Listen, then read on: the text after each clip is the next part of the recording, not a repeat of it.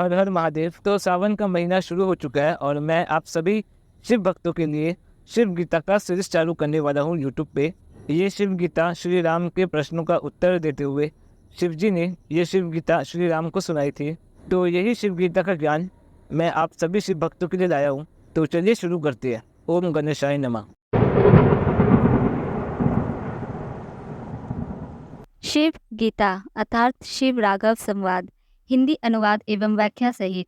जिस प्रकार भगवान कृष्ण के मुख से भगवत गीता निकली, उसी प्रकार भगवान शिव की मुखारविंद से निकली यह शिव गीता है। शिव गीता अध्यात्म विधा का असामान्य ग्रंथ है, जिसमें वेदांत का सार समाहित है। वेदांत में जिसे ब्रह्म कहा गया है, उसी को इसमें शिव कहा गया है। जिस प्रकार भगवान कृष्ण को पूर्ण ब्रह्म कहा गया है, उसी प्रकार शिव भी पूर्ण ब्रह्म है। वही इस सृष्टि के निर्माता, पालनकर्ता व संहारक है। यह संपूर्ण सृष्टि उसी की शक्ति का रूप है। वेदांत जिसे माया शक्ति कहता है, वही शिव की शक्ति है। इस माया शक्ति के पार जाकर उस पर ब्रह्म का ज्ञान हो जाना ही मुक्ति का एकमात्र उपाय है। इसी ज्ञान के लिए भगवान शिव ने ब्रह्म व शिव से सृष्टि रचना का वर्णन, शरीर रचना का वर्णन, शिव साधना, शिव पूजा का विधान, संसार की असारता, तत्व ज्ञान, कर्मफल, विरजा दीक्षा, शिव का विराट स्वरूप, शिव की विभूतियाँ, शिव की गति, मुक्ति का स्वरूप, भक्ति की विधि, ध्यान योग आदि अनेक आध्यात्मिक रहस्यों का उद्घाटन इस गीता में किया गया है।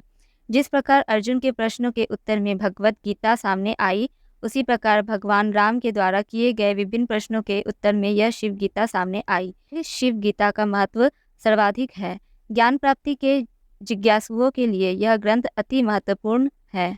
प्राकथन: भगवान शिव ही इस संपूर्ण सृष्टि के अनादि देव है, जिनकी महिमा का वर्णन वेदों, पुराणों, दर्शन, योग, तंत्र आदि साहित्य में सर्वत्र मिलता है। भारत का जनमानस जितना वैष्णव धर्म से प्रभावित है, उससे कई अधिक शैव धर्म से प्रभावित है।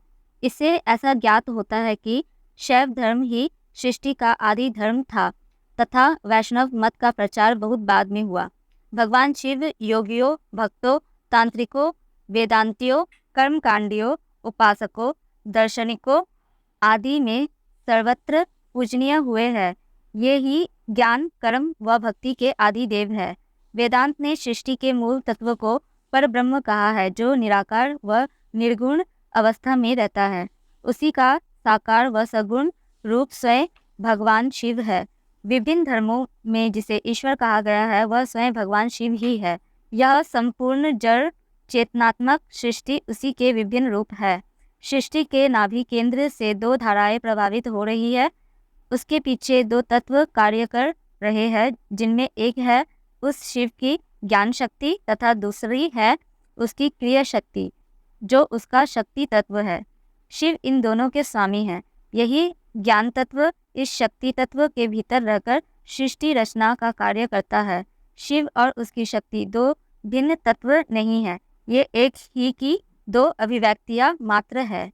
शिव अभ्यंतरे शक्ति, शक्ति अभ्यंतरे शिव। यह संपूर्ण सृष्टि उसकी शक्ति का ही खेल है, उसी का विलास मात्र है। शक्ति के बिना शिव भी शव रूप ही है।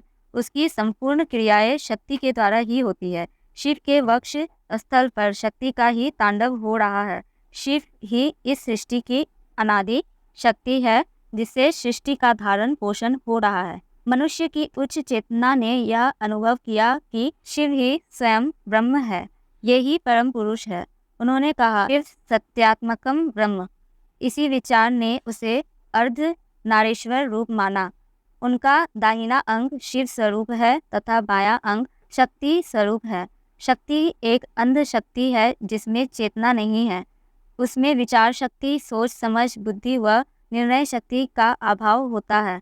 शक्ति के साथ यदि ज्ञान का अभाव हो तो वह विनाशकारी ही सिद्ध होती है। शिव ही इस शक्ति को नियंत्रित करते हैं। इस प्रकार शिव व शक्ति ही इस संपूर्ण सृष्टि का वैभव है। शिव की महिमा। भगवान शिव की महिमा का वर्णन करना किसी के भी वश की बात नहीं है। वे एक ऐतिहासिक महापुरुष थे अथवा स्वयं परब्रह्म इसका निर्णय कर पाना मनुष्य के वश में नहीं है, जिसकी महिमा को स्वयं परब्रह्म हरि और दूसरे देव भी नहीं जान सके। उसकी महिमा का वर्णन कौन कर सकता है? वे ही संसार के उद्धार के लिए बार बार इस धारा पर अवतरित होते रहे हैं। इनकी विभूतियों का कोई अंत ही नहीं है। यही भगवान सदाशिव महादेव नाम से एक ऐतिहासिक पुरुष के रूप में अवतरित हुए, जिन्होंने भारतीय धर्म एवं संस्कृति को एक नया ही रूप दिया। वे भारत में ही नहीं बल्कि संपूर्ण विश्व में पूजित हुए हैं। वेद, पुराण, उपनिषद, महाभारत आदि ग्रंथों में शिव को ही जगत का आदि कारण प्रतिपादित किया है। ऋग्वेद, यजुर्वेद आदि में ही शिव महिमा का वर्णन है। इनमें इनको सृष्टिकर्ता ब्रह्म ही माना गया है। भगवान कृष्ण ने महाभारत में भगवान आशुतोष की स्तुति की थी। महाभारत में युधिष्ठिर ने प्रश्न करने पर भीष्म ने इनकी महिमा का वर्णन करने की असमर्थता प्रकट करते हुए कहा कि जो सब में रहते हुए भी कहीं किसी को दिखाई नहीं देता, उन महादेव के गुणों का वर्णन करने में मैं सर्वथा असमर्थ हूँ। आगे फिर कहा गया है कि किसी भी मनुष्य की शक्ति नहीं है जो कि शिव की महिमा कर सके। महाभारत, वाल्मीकि रामायण और पुराण आदि ग्रंथों में किसी न किसी रूप में शिव तत्व वर्णित है। महाभारत में लिखा है, शिव के समान देव नहीं है, शिव के समान गति नहीं है, शिव के समान दाता नहीं है, शिव के समान वीर नहीं है। कुर्म पुराण अध्याय 18 में लिखा है, सतयुग में ब्रह्मा, त्रेता में भगवान सूर्य, द्वापर में विष्णु और कलयुग में देव शिव का ही स्मरण करना चाहिए। शिव तत्व और उसकी महिमा का ज्ञान आदि काल से ही मनुष्य को था। इसलिए प्राचीन काल में भारत में ही नहीं समस्त विश्व में शिवलिंग की स्थापना की गई थी तथा उनकी पूजा होती थी। शिव और शक्ति को अभिन्न मानकर ही संसार में शिव स्वयं शक्ति की पूजा का विधान किया गया।